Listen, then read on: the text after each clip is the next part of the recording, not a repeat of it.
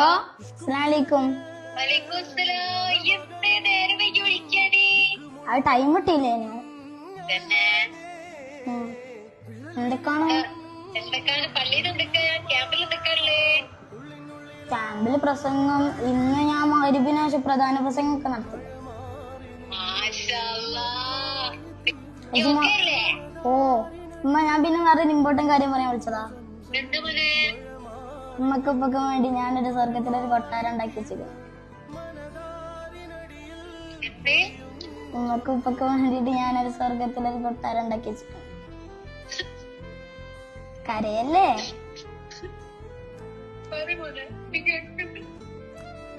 അന്ന് ഞാന് സ്കെച്ചും ചെയ്ത് രാവിലെ നേരത്തെ എണീച്ച്